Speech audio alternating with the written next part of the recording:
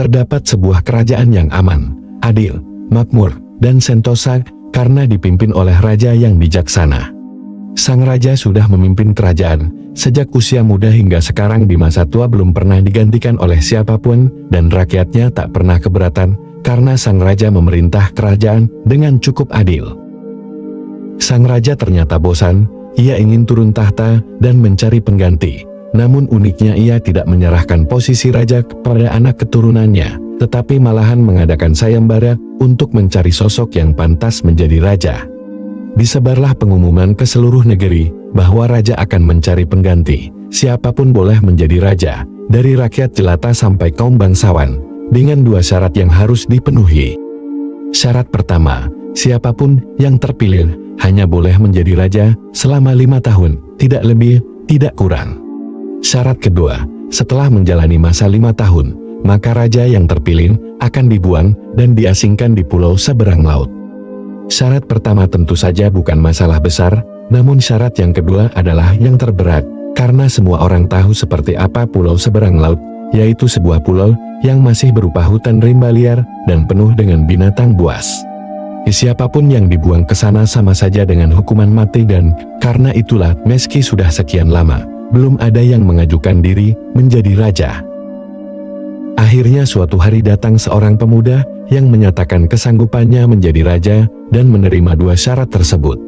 Pemuda ini sebenarnya adalah pemuda biasa yang ingin merasakan bagaimana nikmatnya menjadi raja, karena selama ini ia hidup pas-pasan, dan setelah berpikir panjang lebar ia nekat untuk melamar menjadi raja.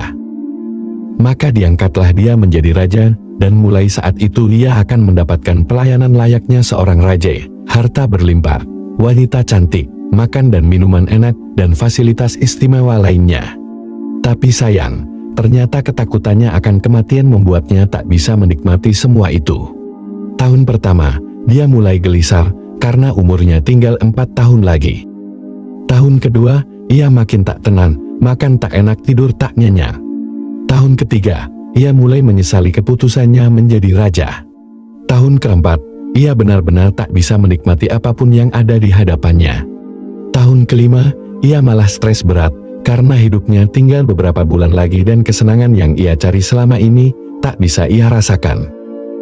Dan habislah masa jabatan dia menjadi raja, lalu dibuanglah dia ke pulau seberang laut. Tak butuh waktu lama sampai kabar terdengar ke seluruh negeri jika pemuda itu tewas dimakan binatang buas. Pemuda itu tewas tanpa sempat mendapatkan kenikmatan dan kepuasan dunia yang dia cari. Adanya contoh yang tewas membuat orang-orang kian enggan melamar menjadi raja. Buat apa hidup enak 5 tahun jika pada akhirnya harus mati? Tapi ternyata suatu hari ada juga orang yang melamar menjadi raja dan siap menanggung semua resikonya. Tahun pertama, ia puas-puaskan berpesta karena sadar hidupnya tak akan lama lagi. Tahun kedua dan berikutnya, ia isi dengan foya-foya, pesta pora. Setiap tahun berganti pestanya makin gila-gilaan, ia sudah tak peduli lagi pada apapun, ia hanya ingin bersenang-senang sebelum mati. 5 tahun berakhir, orang ini pun dibuang ke pulau seberang laut dan nasibnya sama dengan orang sebelumnya, tewas dimakan singa. Orang ini masih lebih baik, setidaknya ia mendapatkan kenikmatan dan kepuasan dunia sebelum dia mati. 2 orang tewas, membuat banyak orang melupakan mimpinya menjadi raja, meskipun mereka masih penasaran, apakah masih ada orang yang cukup bodoh untuk melamar menjadi raja. Suatu hari datanglah seorang guru datang melamar untuk menjadi raja dan juga menyatakan kesanggupannya memenuhi 2 syarat tersebut. Mendengar ada yang melamar menjadi raja lagi membuat warga penasaran. Sebagian menertawakan kebodohan guru tersebut, sementara yang lain merasa iba dan kasihan padanya. Tetapi, keputusan sudah dibuat, guru itu pun diangkat menjadi raja, dan ia diberi segala kemewahan dan kemudahan, serta fasilitas layaknya seorang raja.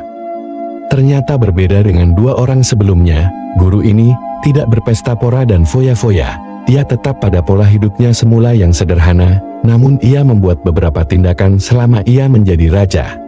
Tahun pertama, ia kumpulkan seluruh pasukan kerajaan, dan ia perintahkan pasukan itu pergi ke pulau seberang laut untuk membabat habis hutan rimba di sana dan memindahkan semua binatang di sana ke tempat lain. Sebagai raja tentu perintahnya dipatuhi, dan begitulah akhirnya, di tahun pertama menjadi raja, ia telah membuat pulau seberang laut menjadi pulau kosong yang siap huni. Tahun kedua, ia panggil para arsitek terbaik kerajaan, dan ia perintahkan mereka untuk membangun sebuah istana yang lebih megah dari istana yang ia tempati sekarang. Tahun kedua ia menjadi raja sebuah istana megah berdiri di pulau seberang laut. Tahun ketiga, ia mengumpulkan harta, perabotan, dan barang-barang lain, dan ia kirim ke istana seberang laut.